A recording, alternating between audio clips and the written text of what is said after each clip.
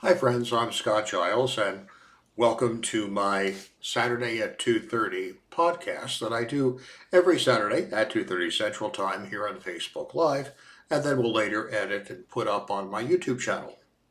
I always touch on some topic related to life coaching, the hypnotic arts and sciences, or spirituality, as I am both a member of the clergy, a board certified consulting hypnotist, and a life coach.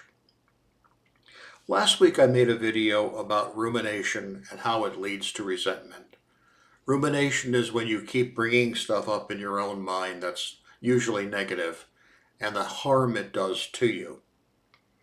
Today I want to talk about its companion, perseveration. In biology, perseveration means a behavior which occurs regardless of a stimulus. Someone with an obsessive compulsive disorder who must count the objects in a room every time they enter the room. This is a behavior that is happening without any stimulus. There's no reason to count the things in the room, so this is called a perseveration behavior. Or someone with an organic brain syndrome, who constantly makes a purposeless movement. Perseveration is without function. It doesn't actually accomplish anything, as the word is used in biology. In terms of relationships, it's sort of the same.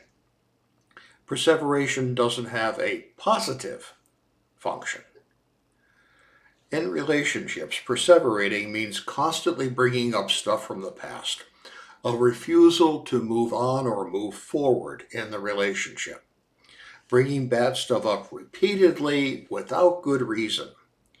And every time you do that, you're activating recalled psychological stressors.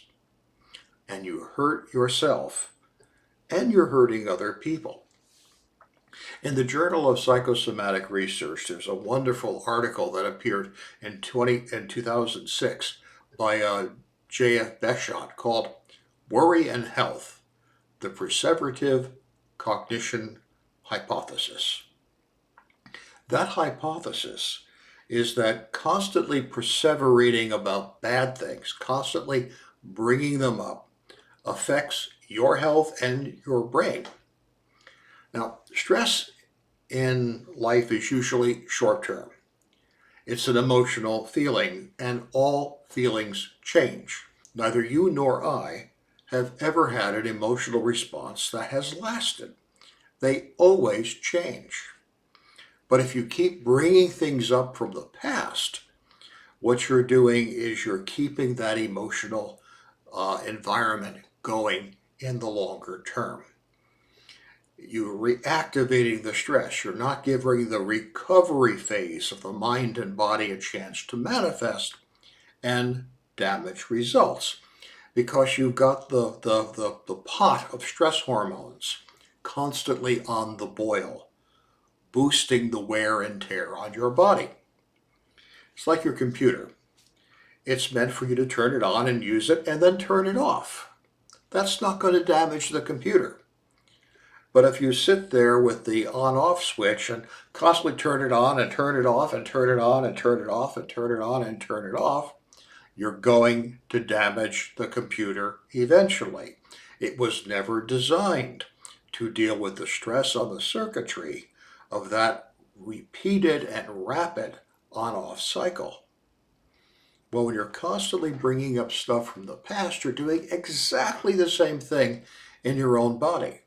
The body doesn't have a chance to recover from the stress. The mind's natural reparative mechanisms are being defeated, and something's going to break.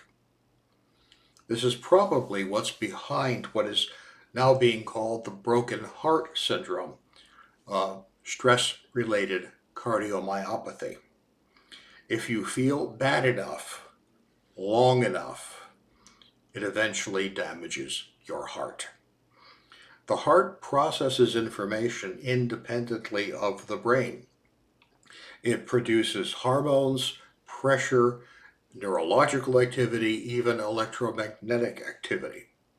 And if you keep it under constant stress, it can't do its job right, and signals begin to get crossed, or the heart itself begins to develop problems, just like your computer would if you constantly turned it on and turned it off. Now, in the brain, there's a thing called kindling.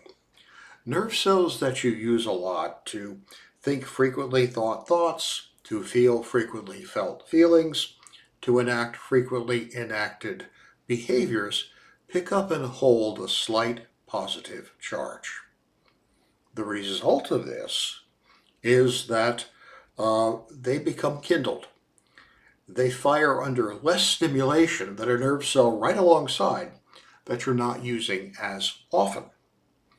The consequence of this is it becomes easier to think those thoughts, to feel those feelings, to do those behaviors, than to have new thoughts, feelings, or behaviors.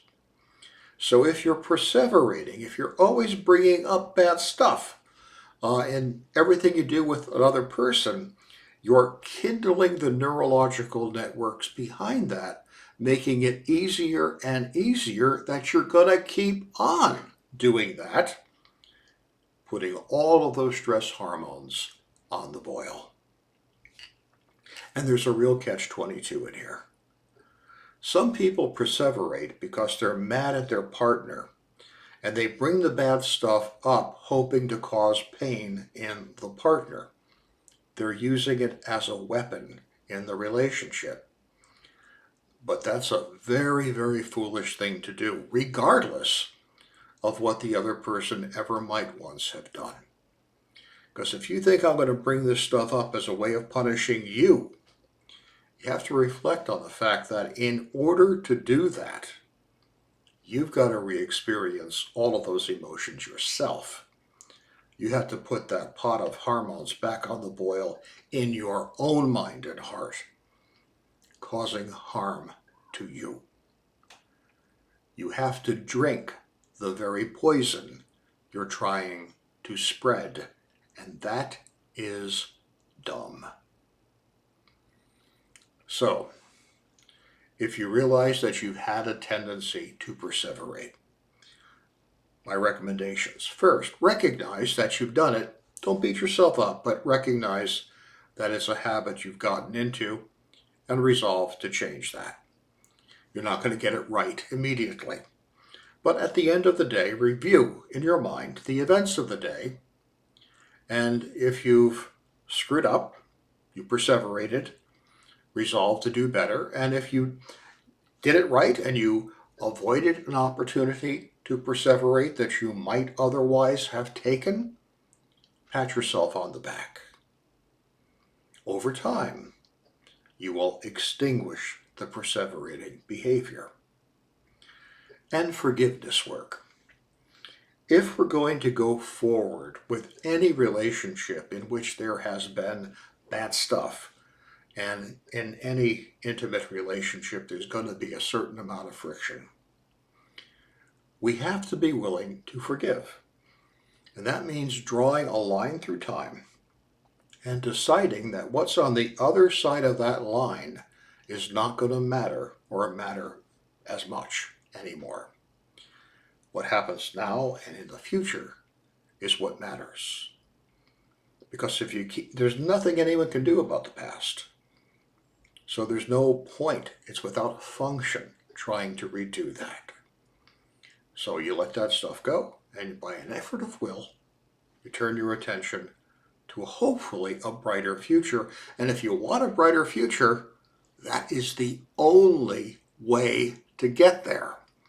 As I often say, forgiveness is badass, because what it does is it frees you from the burdens of the past and lets you move forward to a better future.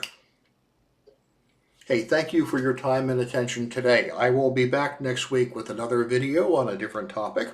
It helps me if you share my videos, so please feel free to like and subscribe and recommend and share my videos. I appreciate that very much. If I can be of help to you, reach out, stay well, and stay safe.